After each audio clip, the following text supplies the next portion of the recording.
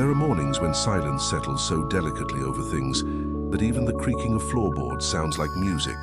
It was one of those mornings in that library where every possible beginning and conclusion dwells, that sanctuary of animated volumes whose spines breathe stories and whose corridors seem to shift almost imperceptibly to the rhythm of human sighs.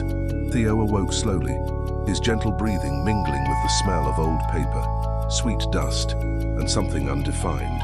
Perhaps magic, or simply longing. The rest chamber, as always, seemed to belong to another time. The worn-out quilt upon him recalled the embrace he'd lost, and the filtered light came through windows that sometimes opened onto entire gardens, at other times merely to other rooms. He gazed at the ceiling, where shadows danced in shapes that suggested imaginary maps. For a moment, he deeply wished he didn't have to get up, didn't have to face further mysteries, didn't have to keep going on this journey, which seemed infinitely longer than he thought himself capable of enduring. But then, as always, the memory of his grandmother, that woman with trembling hands but firm eyes, who never complained, but whose wrinkles seemed to catalogue every sacrifice, filled his mind. He remembered how he'd left her, asleep in her armchair, wrapped in dreams of easier times. And there, too, was the memory of his mother, no longer the ghostly figure in the hospital, but the laughter from before, the warmth of a lap. That seemed to erase all the world's pain. Theo felt his throat burn. There were so many questions. Why did it have to hurt so much?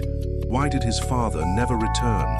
Why did his classmates look at him that way? And so few answers. The guardian, always attuned to the turmoil in the boy's mind, approached softly to the threshold, never crossing the sacred line. The room was an inviolable refuge, only visited by Theo's own ghosts. "Did you sleep well, you who travel between pages?" I asked in a tone mixing tenderness and a hint of mystery, the kind of voice that, in the old days of small towns, whispered legends into the ear of those who couldn't sleep. Theo sat up in bed, rubbing his eyes. "I dreamed," he murmured. "I dreamed I was alone in a forest, and every time I tried to follow a path, it vanished behind me. I was afraid I'd never make it back. Dreams, my dear, are missives delivered by those parts of ourselves that still try to understand the world," I said, leaning against the doorframe. "And sometimes getting lost is the safest way to truly find oneself." For a long minute, that silent respect dwelled between us, the kind that exists between those who carry similar pains. At last, Theo got up, resolved not to run away from adventure. It was then that, on the worn nightstand beside the bed, rested a singular object, a large book with a blue and silver cover, with shining, ever-shifting lines that seemed to trace maps of water. The title danced in the light, the atlas of invisible paths. Theo's first impression was of something living and pulsating. The cold leather beneath his fingers quickened his heart, as if he were touching the back of a rare, shy animal. The title, appearing fixed from afar, up close rewrote itself in tongues he'd never learned, but somehow understood. As he opened the atlas, a sigh of wind filled the room. Golden sparks flew from the pages, and the air became saturated with promise. The book began to show him fragments of climbing trails, bridges that became solid only when stepped on, and roads that spiraled around themselves, as though destiny were less a place and more a tangle of intertwined experiences. I sat at the bedside and smiled, a rare gesture for a guardian whose calling is to guide, not interfere. My eyes rested on Theo, waiting for his greatest doubt to surface. "Why do I always have to get lost to learn something?" he blurted, more angry at himself than at me. "Why can't I simply know which way to go?" "It would be easy, wouldn't it?" I commented, raising an eyebrow. "But a book that reveals all its secrets on the first page is not really a book, but a soulless treatise. The best books, as with the best lives, only make sense when the reader has the courage to go through them, even without understanding everything in advance. And if I..." Theo began, but the sentence faded. "What if I never find my way back?" I gently placed a hand on the atlas. "Sometimes home is not a fixed place, but something you find along the journey. And remember, only those who allow themselves to get lost discover paths others could never imagine." Then, without drama or ceremony, Theo simply touched the main page, and a bluish energy enveloped the room, transporting him once again into the unknown. The air smelled of leaves dampened by rain, and the colors had a brightness of their own, as if each leaf in that forest, now forming around Theo, had been hand-painted by some frantic artist eager to heighten both the beauty and the strangeness of that place. He stood on a path that was not a path. Each step he took created a new strip of earth under his worn shoes. Behind him, the way disappeared, turning back into dense underbrush. There were trees with spiral trunks, whose bark reflected in shades of silver and amber, the expectations and fears Theo tried to hide. Some branches whispered disjointed words, snippets of old conversations between mother and son, between grandmother and grandson, and even between Theo and himself. The initial chill gave way to a strange euphoria. Theo noticed that around him floated symbols, compasses, shells, crooked arrows, and small pocket watches, all circling him as if awaiting a decision. It was then he noticed, sleeping between two enormous roots, a silver fox. Its eyes, elliptical pupils of translucent color, turned to Theo at the exact moment he hesitated between advancing and turning back. The fox yawned, licked its paws carefully, and then spoke, its voice reminiscent of wind through branches. Many come here hoping to find a map. Few realize that to discover the way, one must first tell the forest who they are. Theo raised his hands in a gesture of surrender. But I don't know who I am, or what to say. The fox simply blinked and, with a graceful leap, dove into the thicket. She signaled for him to follow. First challenge, lose yourself to be able to find yourself, little visitor, she teased. And so Theo ventured forth, feeling in his chest a mix of fear and courage, emotions intertwining, forming the invisible thread of his next adventure. The forest seemed to close and open in rhythm with Theo's heart. As he gave himself to the unknown, clearings and crossroads appeared, each glowing with the promise of a story not yet written. His path was guided not by reason, but by a kind of anticipatory longing, the same sensation we get when we realize the past is gone, as unreachable as a book. We, by mistake, forgot to return to the right shelf in a vast library. At one point, Theo spotted a circle of golden mushrooms, at the center of which sat a boy his own age, dressed in tattered clothes much like his own, but with a desperately hollow gaze. The boy played with a broken compass, the needle spinning endlessly, unable to point north. Theo hesitated, but felt he needed to approach. He sat beside the other boy and greeted him with a shy wave. "Have you lost your way?" Theo asked, both curious and sympathetic. "My path never begins," the boy replied, not looking at him. "I try to join the others to follow some trail, but no one sees me. I try, and always end up in the same place." Although deep down Theo knew this boy was a mirror of his own loneliness, kept silent, listening to the companion's quiet sobbing. "Sometimes I wish I could really disappear," the boy confessed. "That way, at least, no one would expect anything from me." Theo thought of school, the hallways where every distant laugh seemed to be about him, his father's absence, winter mornings waiting for a ride that never came. A tight pain filled his chest, and he almost replied, "Me too." But something held him, perhaps the spark of hope that brought him to the library, perhaps the subtle enchantment of that storybook forest. "If no one sees you, maybe it's because you're looking in a direction where no trail yet exists," Theo said, the words coming out wiser than he expected. "And what if you tried to invent one now here with me?" The boy seemed to awaken, and for a brief moment the compass needle stopped and pointed directly at Theo. "Only if you help me not get lost," the boy pleaded. "I'm afraid of that too, but we can try together," Theo replied. They stood, hand in hand, taking a step forward, and it was as if a ray of sunlight opened a golden path among the trees, illuminating a way that hadn't existed before. Sometimes, we are each other's maps. Sometimes, having a companion is all it takes for the invisible to become possible. The newly formed path led them to a valley bathed in gentle mist, where fragments of memories floated like dry leaves. Children's laughter, the aroma of fresh coffee in the kitchen, whispered good nights, the soft melody of a lullaby. Each memory Theo touched exploded into tiny golden lights, warming his chest while leaving him nostalgic. There, watching over the memories, sat a silver-haired lady by an imaginary fireplace, knitting socks that seemed to have no pair. Her face reminded Theo of his grandmother, but there was also something different. a deep sadness laced with the sweetness that only those who have suffered greatly possess. "Welcome, Theo," she said without moving her lips. "Here, the memories that warm us when the world is cold are woven. But beware, some memories are as fragile as glass. Others are so heavy, they keep us from moving forward." Theo sat before her, mesmerized by the invisible thread. Knitting images of his past, his mother's last laughter, his father's sad eyes, the loneliness of a forgotten birthday. "Why do we have to keep painful memories?" Theo asked, feeling tears well up unbidden. "Because they are essential pages in the book of life," the lady replied, locking eyes with him. "If we tear out our pages, we lose the thread of the narrative. We must learn to read even the darkest chapters." Instinctively, Theo pulled from his pocket. A pocket, in dreams, always deep and able to hold anything. One such strange memory, the embroidered handkerchief his mother had given him before she left, still carrying traces of her scent. He handed the handkerchief to the lady, and she knitted it into the socks. Instantly, Theo's feet grew warm, heated by a love that even death could not erase.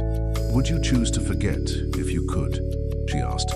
"No, because even though it hurts, remembering her makes it feel like she's still with me," Theo answered, surprised and, at the same time, relieved. "Then take this with you, boy, and don't forget, there are precious stones at the bottom of the deepest wells." The lady blew a kiss, and as she did, the socks transformed into magical boots, able to take him anywhere, so long as the desire was sincere. Soon after, Theo found a suspension bridge over a deep abyss. The fog hid the bottom, and the sound of running water made him think of tears he'd never let fall before his grandmother, not wanting to worry her further. In the middle of the bridge, a familiar silhouette, a tall man turned away looking out across the chasm. Theo stopped, his heart faltering. He recognized those shoulders, that weary posture. It was his father, or at least the memory of him, carrying the same doubt, the same absence. The crossing was the next challenge. He could only advance if he faced his unspoken words, his pent-up feelings. Theo took a deep breath, walked up, and lightly touched his father's arm. "Dad, why did you leave?" The man didn't respond immediately. When he finally turned, his face bore 1,000 features, as if time had rewritten his expression many times over, yet at the same time with the gaze of a frightened boy. "I didn't know what to do with so much longing. I ran because I felt too weak to stay." His voice appeared both strong and trembling. "I missed you, and I think I also felt angry at you." His father lowered his head. "It's okay to feel angry, Theo, and it's okay to feel longing. What matters is not letting unspoken words turn into walls. Love rebuilds itself page by page, even when chapters are missing." Theo realized that a desire, stronger than resentment, grew within him to reach out for his father's hand.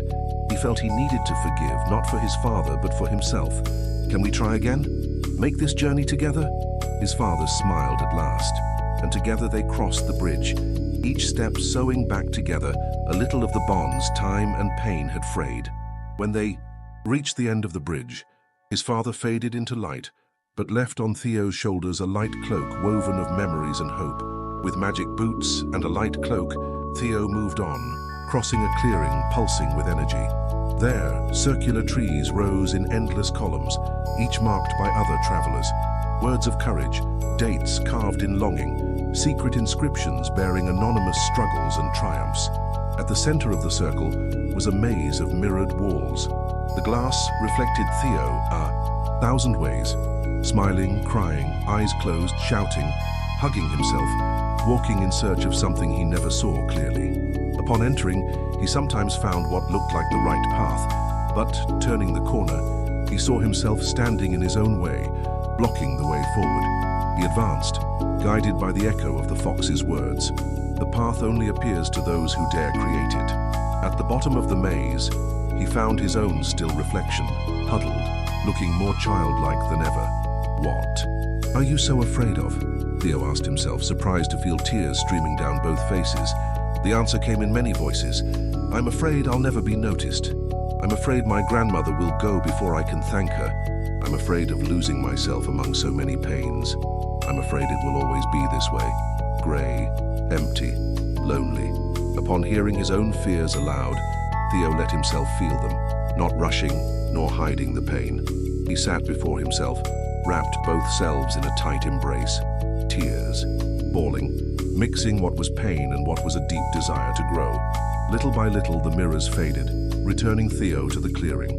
Now, alone but not lonely, he realized that facing fear is like writing a new page by hand in the diary of existence. Moving ahead, Theo found a stone arch covered in flowering vines, each blossom a brilliant shade of blue. Beyond the arch, a monumental clock stood at the top of a hill, its hands piercing clouds that drifted by ever so slowly.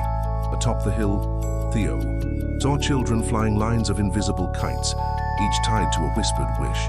There, a kindly old alchemist waved to him. "Every future begins with 1 second of courage," he said, handing Theo a golden string. "The fear of change holds back the hands. Only those who dare set their dreams free move time again." Theo tied his own string to the clock's largest hand, closed his eyes and pictured school, his grandmother's face, his mother's absence, the budding hope for friends, the wish to turn Samhain into learning. The clock spun, the wind blew. The clouds parted for a beam of light that wrapped Theo, warming him inside and out. There, he saw, each hope, no matter how small, sets time in motion. He walked down the hill, a gentle tune whispering, "The future isn't to be feared. It's to be written day by trembling hands and hopeful hearts." Leaving the field of clocks, Theo came upon a small village, made from unlikely things. Roofs of old books, walls from letters never sent, lamp posts glowing brighter with secrets whispered in the night. There he found villagers busy rummaging through attics and basements, gathering what seemed useless: unmatched buttons, crumpled bottle caps, pieces of ribbon, scraps of paper with scribbles, torn-up photos, one-armed dolls. An elderly woman approached and handed him a small box, decorated with clippings from old pages. "Inside are things with no value for some, but for those who know how to see, it changes everything," she said, eyes sparkling. A bit of courage, a smile kept safe, a happy memory, a forgotten secret. Theo opened the box. Inside he found a tiny notebook, a blue cube, and a small note that read, "You are important, even when the world doesn't notice." The village pulsed with joy. There, every forgotten thing gained life and beauty. Theo saw the power of finding value in himself, even when no one else did, of transforming scraps into priceless treasure. Sometimes, finding value in yourself is like restoring a forgotten object. It takes time, love, and a bit of imagination. The path led him back to the original clearing, where the silver fox now waited, shimmering more than ever. She regarded him tenderly, smelling of fresh rain and grass. "I see many walls have melted," she said. "What treasure do you bring back from this journey?" Theo held the box, the note, and the hope cloak left by his father, felt his chest pulse with all he'd found. The companionship, the forgiveness given, the courage to feel fear, the beauty found in everyday ruins. "I don't know if I'm ready to go back, but I learned maybe I'll never be fully ready, that I can keep walking, even with doubts, as long as I don't deny what I feel, and that there's always a way to find a new path, even when everything seems impossible." The fox smiled, dissolved into shimmering dust, and the wind carried a single whisper. "The true map you sought was never among the pages, but within your heart." Back in the clearing, the golden mist of the library enveloped Theo, preparing him to return to the rest chamber. Once again, the walls of the library rematerialized around him. Theo felt lighter, as if he'd not only traveled a book, but aged years in a flash of self-discovery. The atlas of invisible paths rested beside his bed, its cover now more beautiful, stars drawn where before were only lines. In the mirror, Theo studied his eyes, still tired, still doubting, but shining now with newfound confidence, a spark of growth, vibrant inside. He realized there is no full return to who we were before. Every chapter read, every adventure lived, every tear or cherished dream shapes who we become. There are no shortcuts to maturity, only the path itself, unique for each of us. As any good guardian should, I waited for him by the fireside, a pot of aromatic tea sending up wisps curling like silver threads in the air. "It was a long journey this time," I remarked, adjusting my imaginary glasses on the tip of my nose. "I see the dust of the path has drawn new footprints in your heart." Theo smiled and curled up across from me, soothed by the crackling fire. I think I'm starting to understand why living books have no ready-made maps. You have to get lost a lot to find your own compass. Exactly, dear reader. I gestured expansively as if pointing to all the sprawling shelves. Every challenge faced is a page turned. Every pane felt an important paragraph. With every twist, your story gains meaning and breath. The atlas now holds not only your steps, but your silent bravery. Theo sat in silence for a moment, gazing at the teapot. Guardian, do you really think one day I'll be ready to go home? I smiled, mysterious, for simple answers seldom fit essential questions. Ready, Theo, is a word that changes size every time we learn something new. When you least expect it, the door of return opens, not because there's nothing more to learn, but because you now carry the map to cross any world, be it real or enchanted. Theo thought, his gaze deep. I guess this time I don't want to rush out of the library. I want to learn a bit more. I want to turn the next pages of my own book. And that might be the most precious lesson of all, I concluded, my voice echoing through all the shelves of possibility. And you, dear reader, have you ever allowed yourself to get lost, to make mistakes, and to find new paths? After all, sometimes life traps us in labyrinths full of challenges, but every adventure brings a lesson. All you need is the courage to turn the page. And that was today's curiosity, dear readers. What mystery shall we explore together next?